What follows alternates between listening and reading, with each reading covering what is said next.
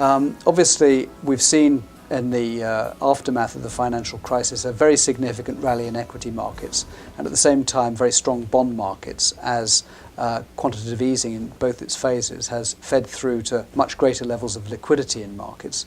And these very unusual conditions have allowed markets to rally in the face of economic activity which has been slack and a recovery which has been subpar by conventional standards. So unemployment has remained higher than is typically the case at this stage of the cycle, and the underlying fundamentals of the economy and the housing market in particular remain quite subdued. Now, typically in this stage of an economic recovery, we see rises in interest rates as housing and then inventory correction and finally a follow-through into final sales starts to heat the economy up and create the spectre of some inflation. This time round, however, something different has happened, and we've seen an enormous printing of money by the Federal Reserve in the US, which goes by the name of quantitative easing, and that really stands behind the spectacular performance that we've seen from equities since the low in March 2009.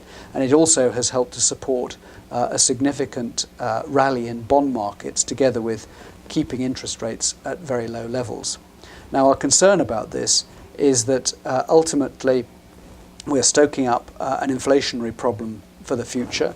We see this already in price rises in stable goods such as food, oil prices feeding through into gas prices and so forth, and in particular home heating and so forth.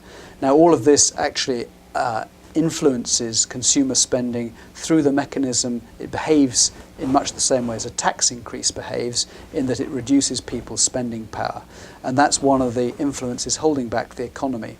The minute we see the recovery broaden out a little bit and unemployment begin to drop, and there are signs that that may be beginning to happen, it's quite likely that we'll see the igniting of further inflationary pressure. Now, when that happens, it will be very difficult to retain the level of interest rates close to zero as they are today. And over some time during the next year or two, we expect interest rates to normalize. And that means a very significant rise in short rates from here. And it's also possible that long rates will correct to some degree to reflect the greater inflationary pressure that we fear and see and fear developing in the economy. In the meantime, equity markets are benefiting not only from the benign influence of the Federal Reserve, but also from the extraordinary levels of corporate profitability which pertain at the moment. So companies, if you like, are generating enormous profits. Initially they did this by shedding labour, but now they're seeing increase in demand as well, and margins have expanded to levels which we saw at previous peaks just before the financial crisis.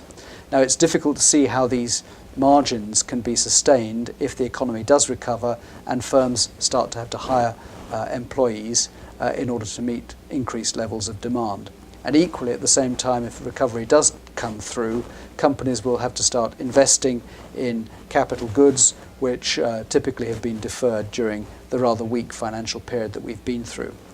What all this adds up to is a rather unusual economic cycle, one where we see basically activity being more subdued than is typically the case, one where we see equity markets probably finding the going a little heavier than they have over the last couple of years in the 2 years ahead, but still with enough liquidity around for the time being, perhaps to see markets rise a little bit from here.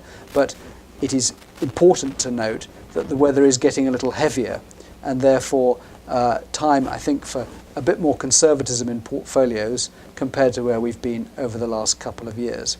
So that's the overall summary: relatively slack growth, the risk of rising inflation, and over time a normalization of interest rates.